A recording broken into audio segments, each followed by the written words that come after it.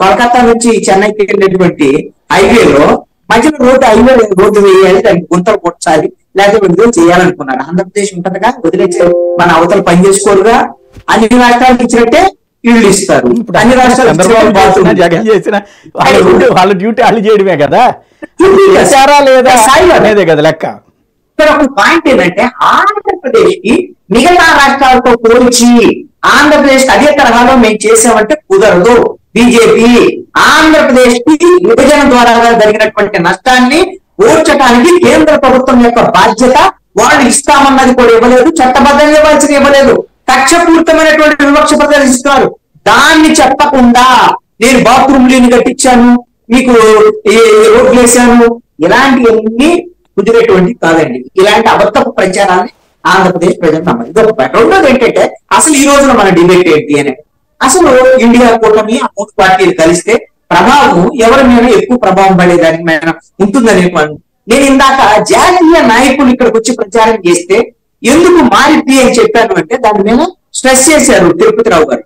ఆయన నేనేమంటానంటే స్పష్టంగా షర్మిల మాట్లాడితే, షర్మిల ఏదైనా సరే కాంగ్రెస్ పార్టీ షర్మిల ఒక్కదగిన కాంగ్రెస్ పార్టీని లీడ్ చేసి ఒక్కదగిన పోటీ చేస్తే రేపు పొద్దున ఎన్నికల్లో కాంగ్రెస్ పార్టీ తరఫున అందరి దగ్గర పోటీ చేస్తే ఆవిడ ఎజెండా వేరుగా ఉంటుంది అనేటువంటిది నా పాయింట్. మరి రాహుల్ గాంధీ వచ్చినా, సీతారాం యేచూరి వచ్చినా, అదే విధంగా డి రాజా వచ్చినా వీళ్ళందరూ ఎవరిని ఫోకస్ దేని మీద ఉంటది?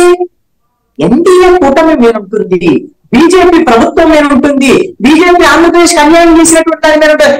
దాని మీద 90% మాట్లాడతారండి. కేవలం 10% మాత్రమే ఆంధ్రప్రదేశ్ ప్రభుత్వము ఏం చేయలేదనేటువంటి జగన్మోహన్ రెడ్డి వైఎస్ఆర్ కాంగ్రెస్ పార్టీ మీద మాట్లాడారు. ఆ 10%లో కూడా తెలుగుదేశం ఏం చేయలేదు, తెలుగుదేశం ప్రభుత్వంలో కూడా అది కూడా మాట్లాడతారు. కాబట్టి ఈ జరిగినటువంటి నష్టం బీజేపీని వాళ్ళు టార్గెట్ చేసేటువంటి క్రమంలో బీజేపీతో కలిసి ఉన్నటువంటి మిత్రులకి ఖచ్చితంగా ఎక్కువ నష్టం జరిగింది. ఈ రోజున ఇండియా కూటమి అనేటువంటిది ఒక ప్రభావిత అంశంగా కనపడింది.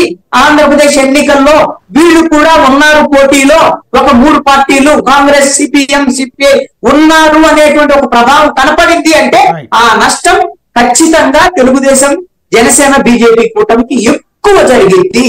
మిగతా సందర్భాల్లో అయితే మాత్రం అప్పుడు వైఎస్ఆర్ కాంగ్రెస్ పార్టీ ఓట్లు మాత్రమే షర్మిల తీర్చుకుంటారు కాబట్టి అప్పుడు వైఎస్ఆర్ కాంగ్రెస్ పార్టీకి జరిగేటువంటి నష్టం ఉంటుంది. కాబట్టి ఇప్పుడు ఉన్నటువంటి పరిస్థితుల్లో షర్మిల తీసుకున్న లైన్ కానీ, కాంగ్రెస్ పార్టీ తీసుకున్నటువంటి లైన్ కానీ ఇదంతా కూడా ఖచ్చితంగా వైఎస్ఆర్ కాంగ్రెస్ పార్టీ నెత్తిన పాల్గొసినట్టు, దాంట్లో ఎటువంటి సందేహం లేదు అనేటువంటిది నా అభిప్రాయం. రైట్. ఇక్కడ శ్రీధర్ గారు ఒక చిన్న డౌట్ ఏంటంటే, సాధారణంగా మధ్య మార్గపు గేమ్స్ ఆడతారు కదా, అట్లా ఏమన్నా గొడవ పెట్టుకున్నట్టుగా షర్మిల గారు మీరు చేస్తూ మీ వ్యతిరేక ఓటు చేర్చడానికి ఏమన్నా గేమ్ ఆడుతున్నారా? సాయి గారు, మీకు నేను మళ్ళీ ఇంకొకసారి చెప్తానండి. జగన్ గారు ఏదున్నా కానీ ఫేస్ టు ఫేసే రాజకీయం చేస్తారండి. షర్మిల గారు ఆంధ్రప్రదేశ్ లో రాజకీయాలు చేస్తారు అని చెప్పి రాసింది